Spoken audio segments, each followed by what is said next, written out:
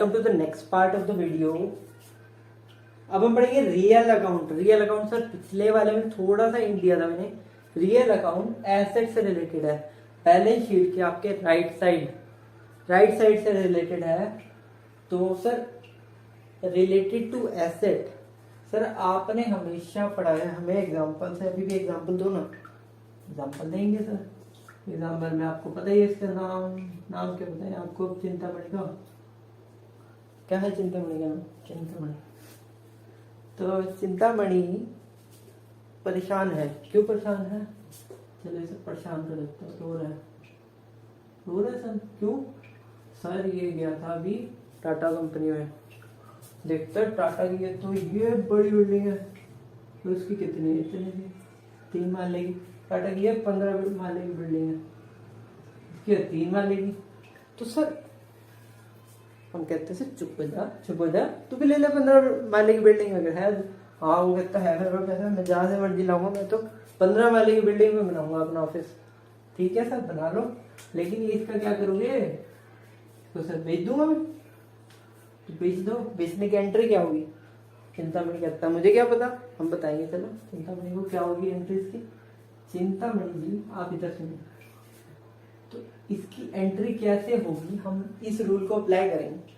इसकी एंट्री मैं पहले बता देता हूँ।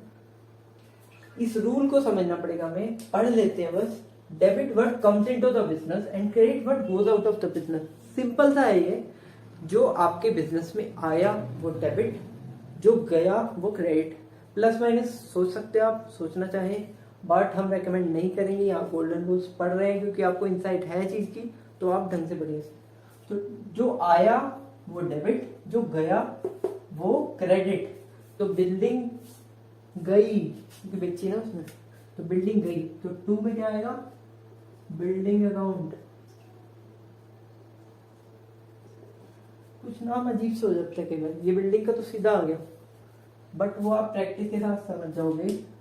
तो बिल्डिंग आई, बिल्डिंग गई, लेकिन आया क्या?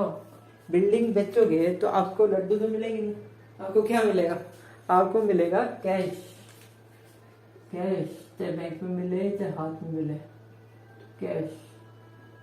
और चलो महंगी बिल्डिंग है, बैंक कर लेते हैं। बैंक अकाउंट डेबिट, तो आपको मिला बैंक। यहां सर आप ध्यान देना, ये दोनों अकाउंट आपके क्या हैं?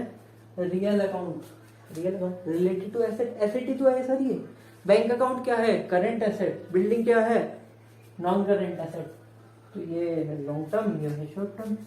ठीक है सर, दोनों एसेट है। तो सर यहाँ पे चलो मान लो 2 करोड़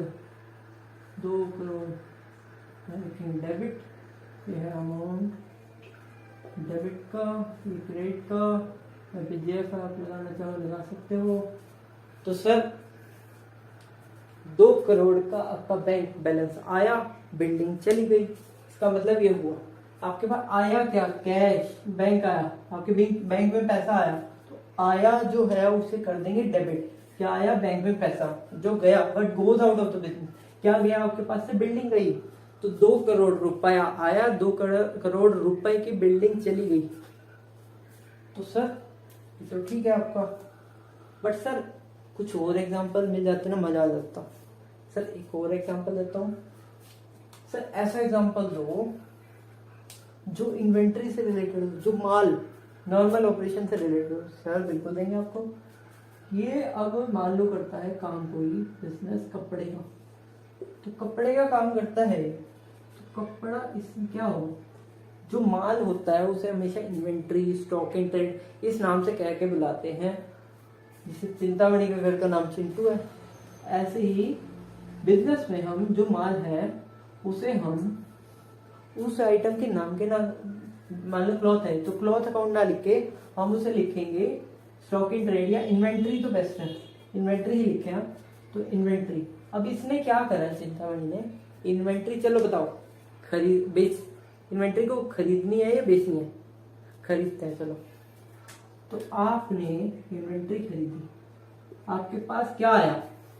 आपके पास आया इन्वेंट्री। क्योंकि आप क्या खरीद रहे हैं, इन्वेंट्री।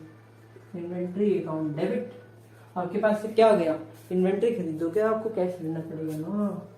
चलो कैश में कर ली, यहाँ बैंक में आया था पैसा, ये कैश में आ गया, दे दिया। तो सर 50 लाख की इन्वेंट्री खरीदी, 50 लाख रुपए दिए हमने, तो आपके पास आई इन्वेंट्री, गया आपके पास से cash. Debit what comes in is inventory, inventory is coming in and cash is going outside the business. तो बिजनेस से देखेंगे हमेशा, बिजनेस के पॉइंट ऑफ व्यू से, बिजनेस में कैश गया और इन्वेंट्री आई। अब फिर नरेशन कैसे लिख देंगे, बीइंग गुड्स परचेज्ड, तो आप ऐसे लिख देंगे, इन्वेंट्री आई कैश गया। तो आप अब क्या करेंगे, इसके बाद आ जाएंगे टाइप्स में। आपको पता चल गया रिलेटेड टू एसेट, और टाइप्स में आ जाएंगे हम इसके। एक होते हैं टेंजिबल, एक होते हैं इंटेंजिबल। टेंजिबल सीधा सीधा समझिए, जिसे आप टच कर सकते हैं, जिसकी फिजिकल एग्जिस्टेंस होती है, फिजिकल एग्जिस्टेंस होती है।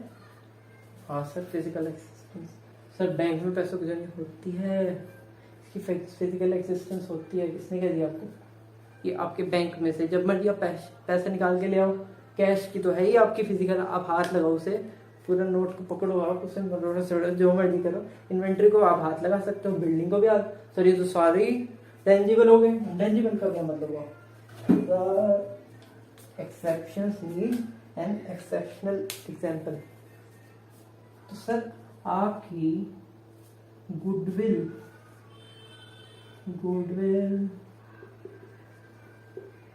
पेटेंट ट्रेडमार्क, ये जो चीजें होती हैं ये आ जाती हैं इंटेंजिबल में। और कोई चीजें आ जाती हैं बहुत सारी, जैसे और क्या होगा सर आपका इंटेंजिबल में आ जाएगा आपका टेक्निक, नो हाउ कह सकते हैं आप।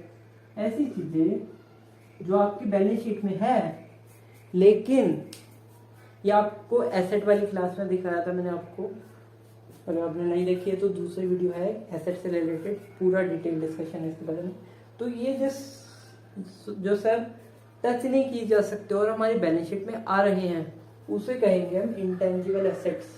इसके ऊपर पूरा स्टैंडर्ड है एएस 10, तो उसमें आएंगे एएस 26 है इंटेंजिबल एसेट्स पे, 10 है टेंजिबल पे। तो सर आप पूरा उसके डिटेल में जा सकते हैं। अभी के लिए आप ये समझिए फिजिकल एग्जिस्टेंस प्लस टच और no physical existence and can't be touched. तो सर ये आपका हो गया रियल अकाउंट, आप इसे नोट कर लीजिए पूरे को। छोटा सा टाइम ब्रेक देते हैं आपको और आपसे मिलते हैं फिर नेक्स्ट वीडियो में, जो होगा थर्ड पार्ट नॉमिनल अकाउंट।